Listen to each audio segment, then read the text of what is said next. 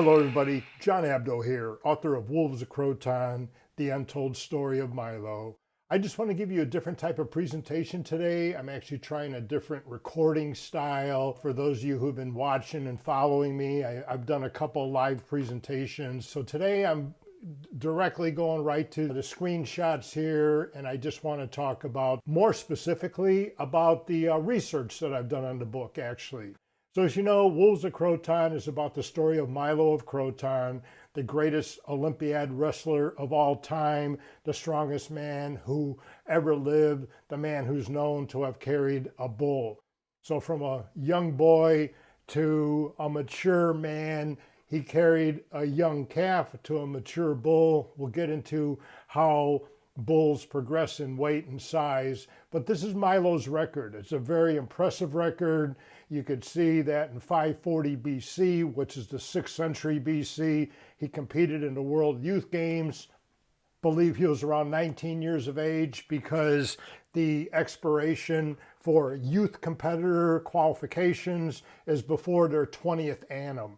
So Milo competed in the World Youth Games, and that's when he started really kicking butt, literally just dominating the world stage. He was a major hit at the World Youth Games. In fact, as a youth, he walked into the stadium carrying a younger bull on his back, and people would say, yeah, we're wondering what it'll be like next year when the bull weighs 600 or 700 pounds more. Milo kept coming back and back and back, and not only was his bull bigger, but he was bigger as well.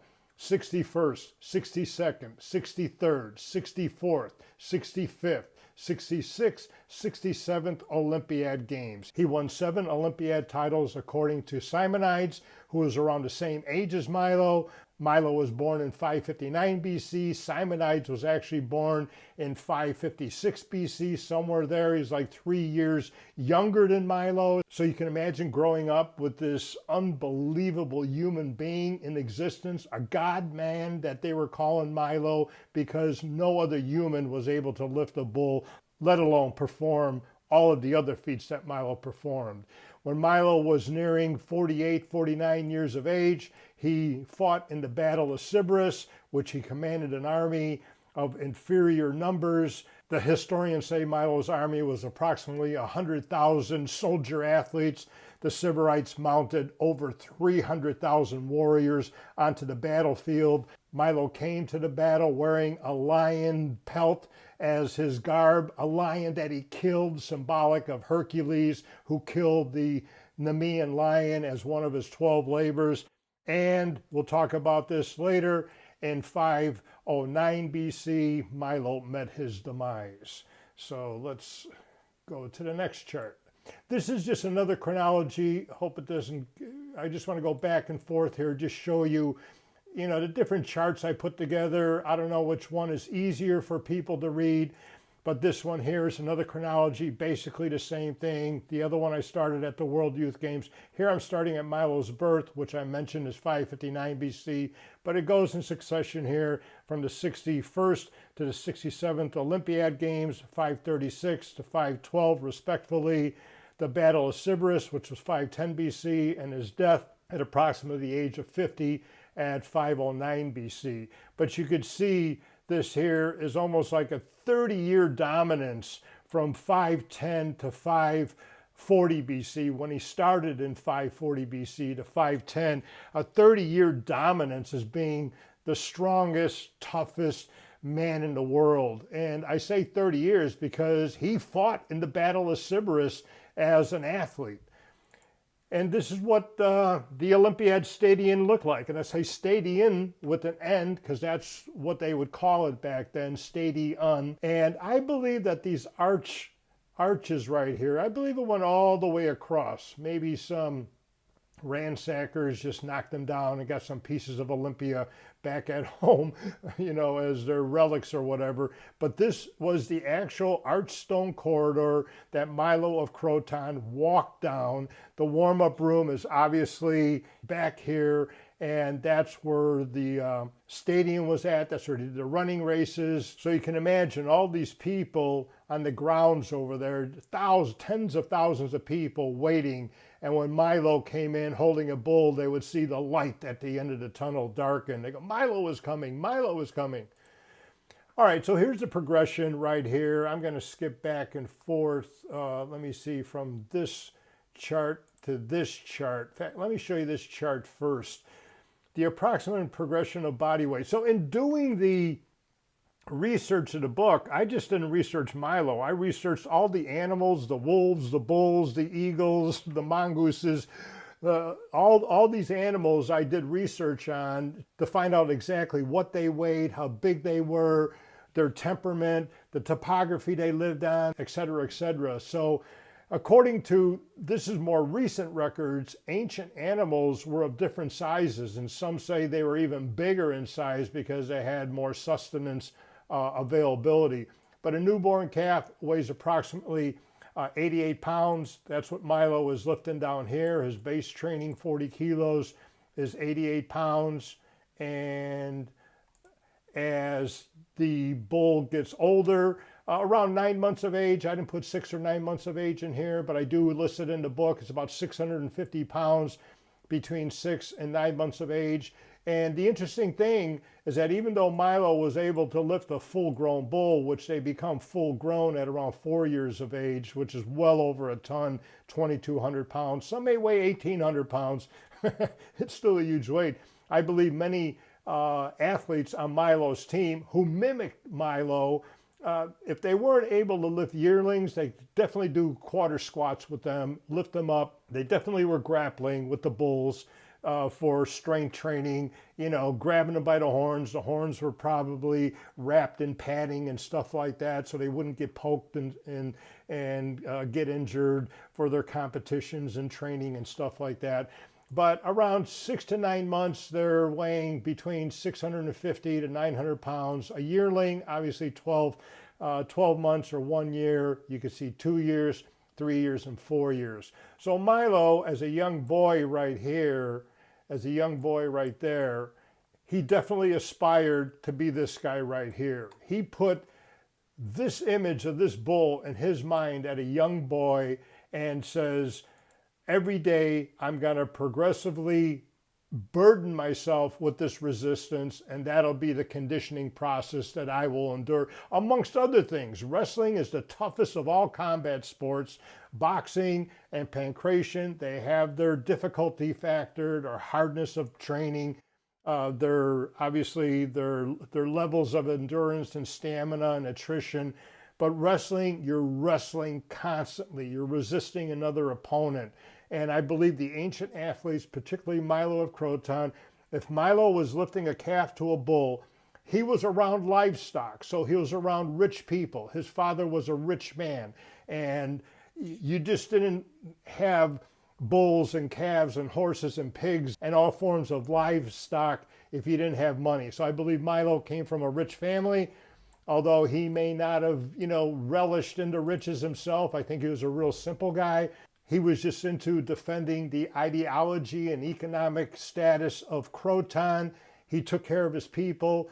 The more he became popular, the more Croton grew as a city-state, the more popular it became. Pythagoras was there. The greatest physicians of the world were there. Caliphon and Democritus, which you've seen, obviously, in other presentations and stuff like that.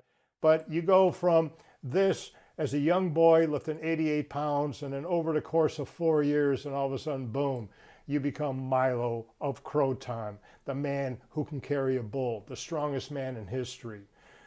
All right, so now, obviously, we go to other areas of the story, and Milo performed many, many strength feats, as we know, especially those of you who read the book and are following my videos here.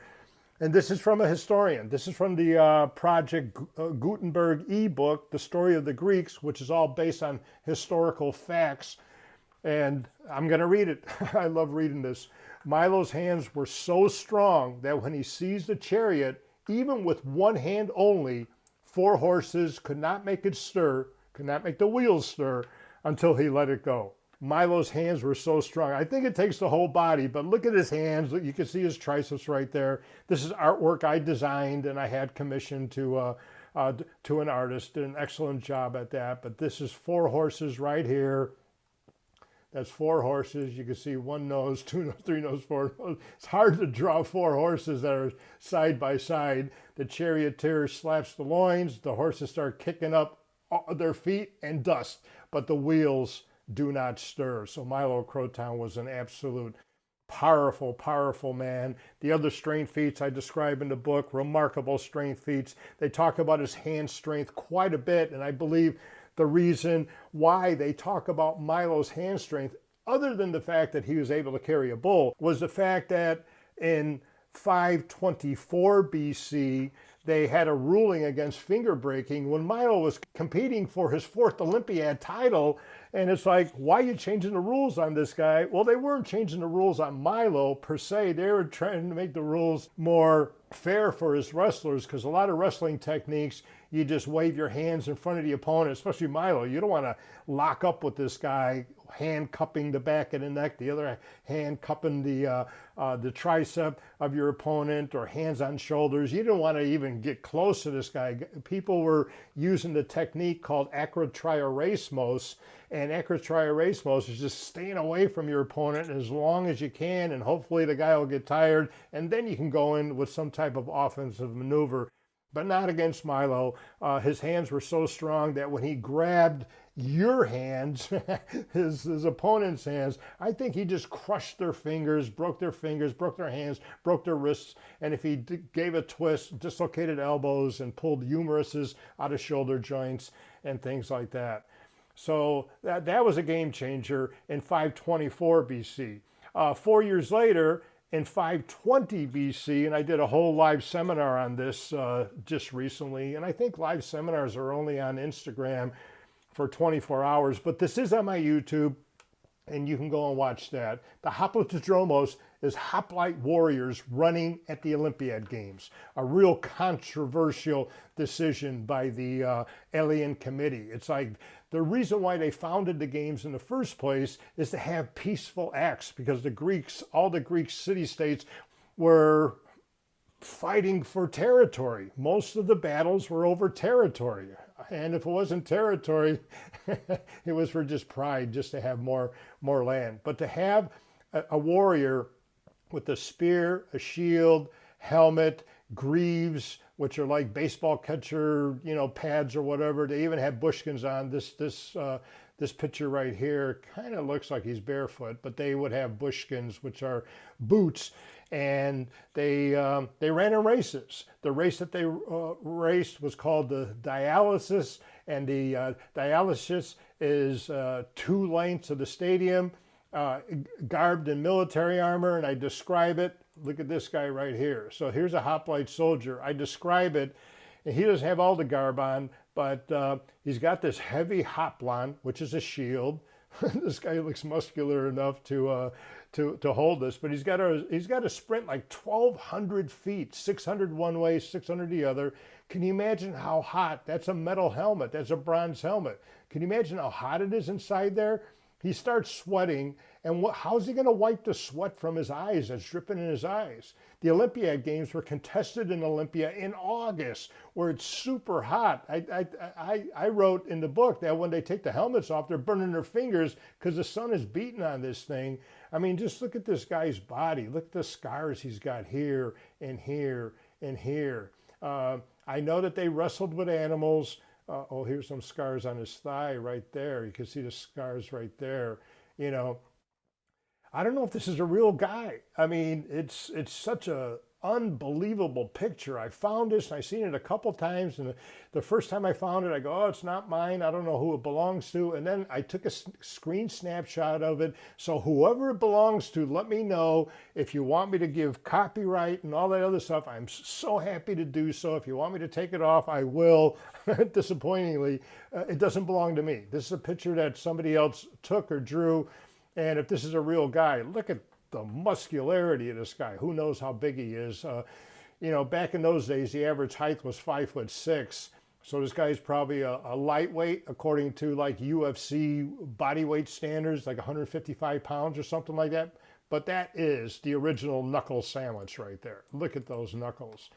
But anyway, he's running as a warrior at the Olympiad Games in the Hoplitodromos, which is 1,200 feet back, 600 feet, 600 feet. That's how long the race was. And the audience at the beginning are saying, why in the world are they having this event when these are supposed to be peaceful acts where the athletes are literally, you can see Milo here, he's totally naked. This was at one of his Olympiad games. This was actually at the 520 Olympiad games. And then all of a sudden you have athletes like this. Actually, they weren't athletes. They trained like athletes, but they were career soldiers. You can't see what's in his right arm right here, but he's probably got a sword. They say that they either ran with swords or with pikes, which are pole weapons like a spear or a sarissa. Can you imagine these guys walking around the village knowing that they've killed people that are related to the spectators that came from other city-states? So it was really controversial. You got to watch that segment, which is separate. And here's hoplites in one of their formations. I just took a general, most popular that I could find, phalanx formation, which is 256 men. Let me enlarge this here a little bit. And it's 16 men across, 16 hoplite soldiers across, 16 deep, 256, and they would have these legions all over the place. You know, they would be in linear formation or like in a triangle formation, and 10 of these would be 2,560, and then 100 of them, 1,000 of them. Literally the battlefield was just filled with men. The reason why I put that red circle in there, I talked about the heat and everything with the helmet and stuff. Can you imagine being these guys in the center? It's like, where am I going to go? They fought in battle in a lot of times in hot weather, and this was the way that they fought. Very odd and unusual. Very odd and unusual. So let's get to the gods. This is one picture. It's photography by a guy named James Lee. So I'll give credit to James Lee. He didn't carve this. Don't know who carved it, but it's definitely not in the period of Milo. This is Zeus, or even back in the ancients. And then the reason why I could tell, they're covering his testicles. The Greeks would never cover the testicles. It's like, all the religious art after a certain period, all the genitals are covered, even breasts on women, like a branch is blowing and the leaves are covering her breasts and a man's testicles or whatever. It's just totally ridiculous. They're just so perverted that way with human nudity. But anyway, this is Zeus. It's a beautiful statue, but I could tell right away that this is, post-ancient era artwork or sculpture. And this next one here, that's the same statue, just from a different angle, and it's just remarkable. Again, look, I mean, he's got everything covered up over there. But look at the muscularity, his deltoids, long bicep. You can see the triceps there, forearm. Look at that forearm. That's just unbelievable. The bicep, the deltoid, the pectoralis, and the abdominals. Nonetheless, Zeus is powerful. I have no idea what's in his hand right there. It looks like a baton. It doesn't look like a lightning bolt, which he's known for throwing. Have no idea. Something that may have broken off, and you have some, heralds here or emissaries with their horses. So it's pretty interesting. So you go from Zeus, who is macho and manly and muscular, to Apollo. And Apollo has more of a feminine look, but he is sitting on some, let's say, gargoyle or whatever. Just look at the claws on that thing right there. So he's defeating evil. He's got a sword, which he probably used to kill the beast, and he put it back in the scabbard. And what do you see? His genitals are covered.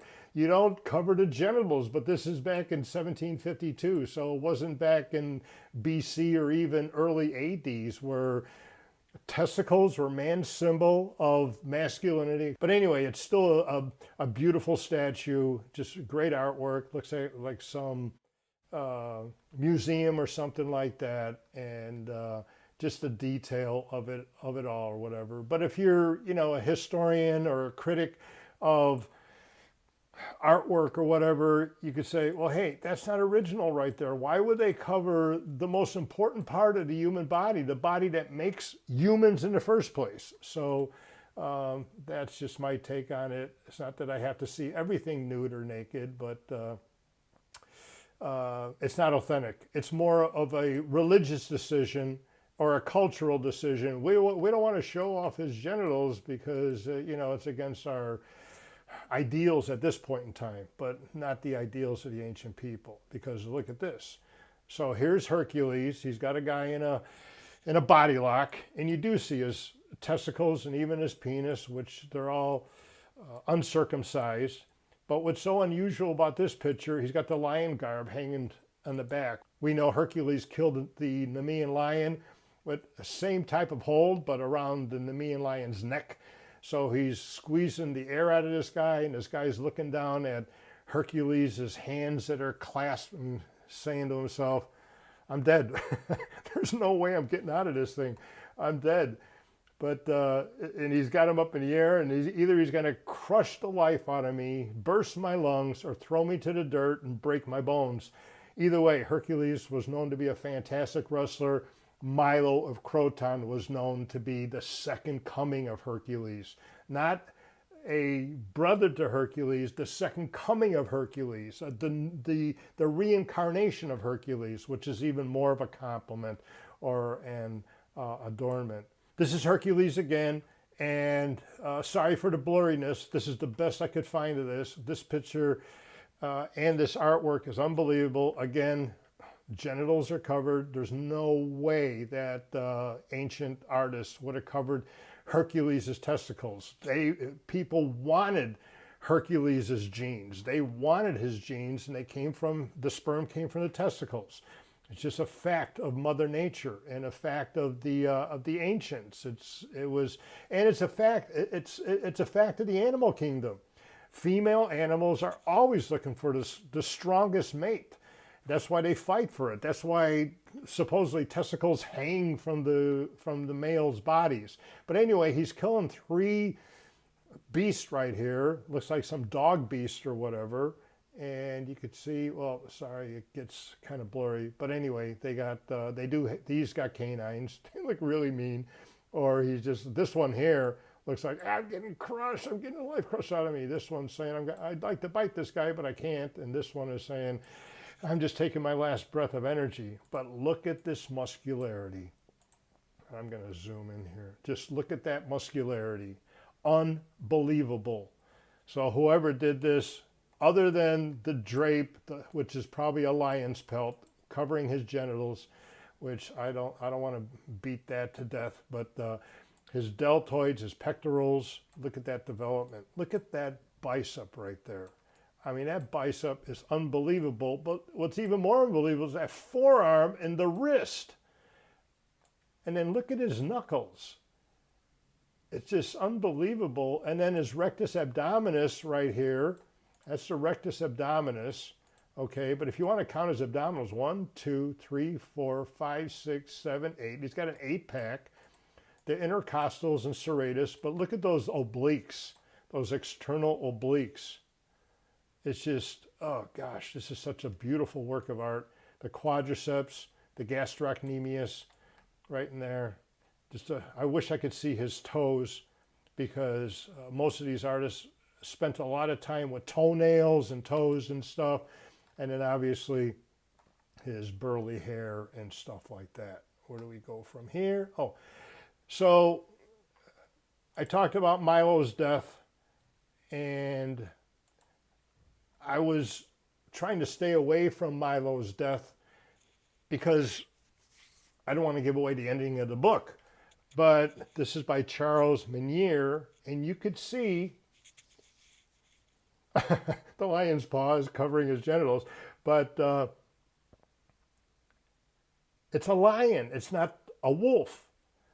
Milo was written about. Every historian, or I could say every historian that I've looked into, by wolves, plural, not just one. And this is a lion. And they say Milo's arm got stuck in a broken branch. It's just his fingers.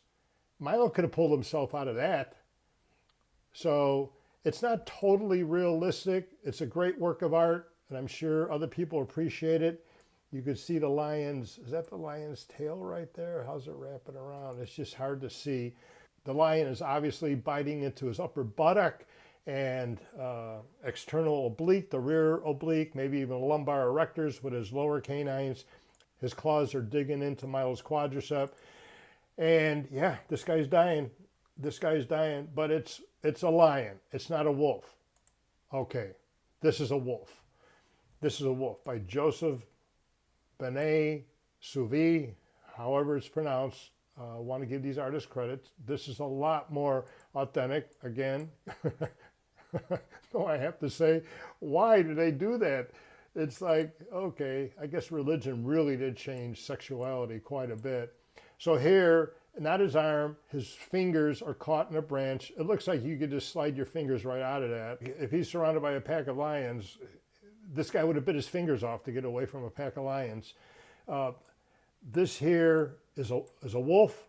This here, to me, looks like a lion. Why there would be two different kind of animals? Maybe the artist was a little confused. Is it a wolf or a lion? Because that looks like a lion head. That looks like lion right there. You can see the lion's testicles. The paws really aren't that good. Anyway, I don't want to criticize this artwork as being not good.